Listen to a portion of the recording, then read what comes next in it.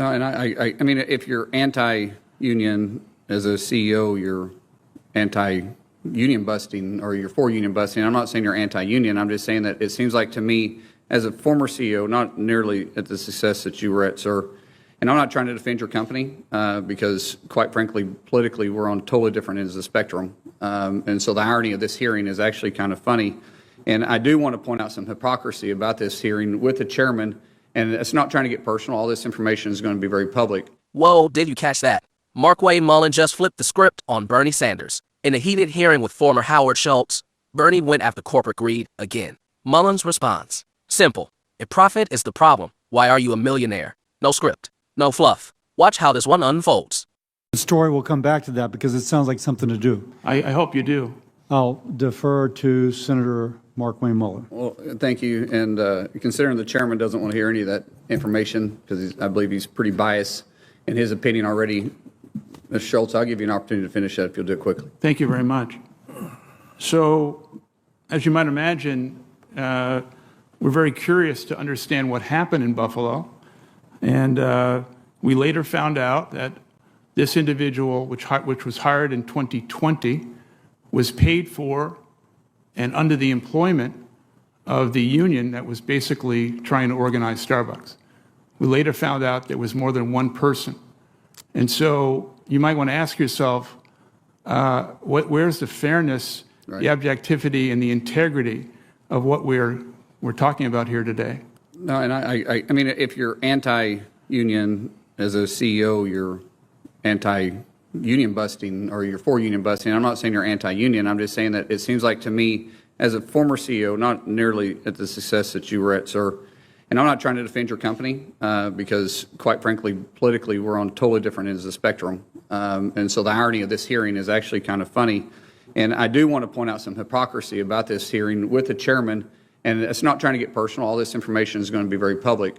But the fact that you can't defend your company because you want to have a good relationship with your employees and you believe in employee value, which we all do. Any CEO knows that the success of our companies are based on our employees. We get that. But it seems like unions today, all they want to do is fight with their employees or their employer, the same employer that is hiring those team members. And that friction causes a very volatile and tough workplace. And if the company and the employees aren't in the same boat, rowing in the same direction, then neither one can be successful.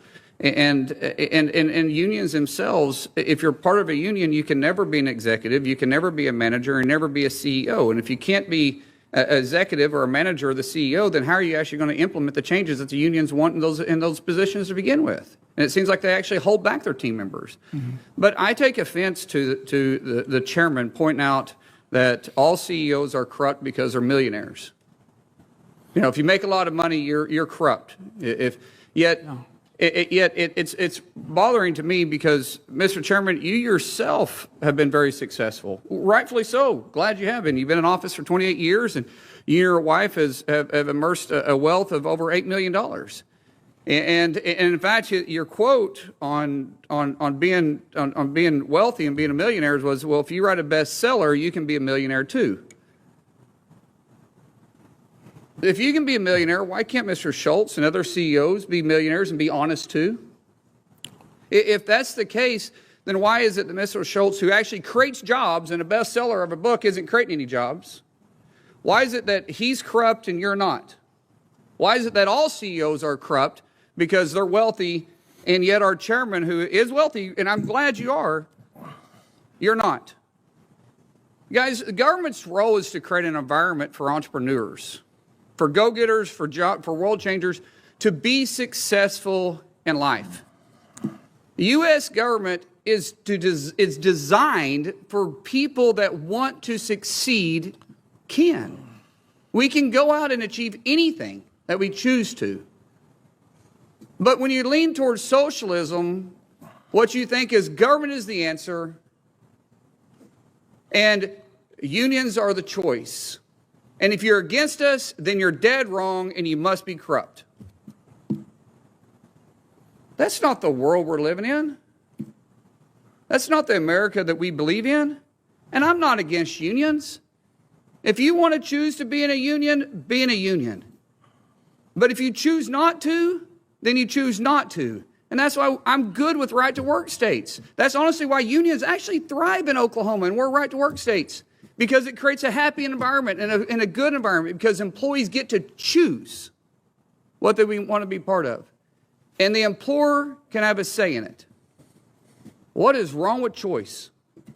What is wrong with employees having a choice? What is wrong with the CEO defending his company and openly saying that he is providing good benefits and paying higher than everybody else? But yet, if you're not part of a union, you're also paying starvation wages. What hypocrisy. What bias. Chairman, you are chair of the Health, Education, Labor, and Pension Committee. We shouldn't have a biased approach. We should have what's best for America and all those that want to thrive and work in it. And so while we politically disagree, Mr. Schultz, I applaud you for your success. And I applaud all the CEOs out there for their success and all the employees that work hard, that's in the same boat, that's making their companies great. Thank you. Thank you. Thank you. Well, let me respond. The senator did mention my name, I think. And I think you got an all-time record here. You've made more misstatements in a shorter period of time than I have ever heard. Please correct Well, me, if I'm because worth it's $8 all million, public. excuse me. It's all public. Excuse me. Yeah, go ahead. All right? Excuse me. Yes, sir. If I'm worth $8 million, that's good news to me. I'm not aware of it. That's a lie. All right? Number two. Part of public records. You're probably looking at some phony right-wing internet stuff. It ain't true. No, All right? You should read beyond that. It is not true. it's All part right? of public records. No, it is not public record. Okay. Well, you made It is not $1.7 million on your book. public record. You made All right? 1.7 It is- on your book. Excuse me. I've got the mic now. Number you not two, make the statement I that if have you want to the be a mic millionaire? now. I've got it. Did you had not your make time. that statement? You had your time. Okay. All right? You're not telling the truth. Second of all, you got no evidence that I have ever said that all CEOs are corrupt. I have never, ever said that. Probably not all, but well, every then time you talk probably about not, then CEOs, you do shouldn't say that. Say it. Furthermore, what this hearing is about is whether or not you talk about being pro-union. Really, what this hearing is about is whether workers have the constitutional right to form a union. The evidence is overwhelming, not from me, but from the National Labor Relations Board, is that time after time after time, despite what Mr. Schultz is saying. Man, that was satisfying. Was that satisfying to you? Because that felt like a long time coming. Let's break this down. Because Mark Wayne Mullen just put on a masterclass in how to dismantle a socialist narrative. First off, right out of the gate, you saw the bias. Bernie didn't even want to let Howard Schultz finish his sentence about the union organizer in Buffalo. He's trying to cut him off, control the narrative, and Mullen calls it immediately. He says, the chairman doesn't want to hear any of that. He's pretty biased. That set the tone. Mullen wasn't there to play Bernie's game. But the real fireworks started when Mullen brought up the net worth. This is the point we always scream at our TVs, right? Mullen points out that Bernie and his wife have amassed a fortune, over $8 million, by some estimates. And look, in America, that's great. We want people to be successful. That's the American dream. But here's the kicker. When Howard Schultz makes billions creating a company that employs hundreds of thousands of people, he's corrupt. He's the bad guy. But when Bernie makes millions, it's just good business. Mullen nailed him with his own quote. Did you catch that? He reminded everyone that Bernie said, if you write a bestseller, you can be a millionaire too. So let me get this straight. Creating jobs, building stores, taking risks, that's evil capitalism.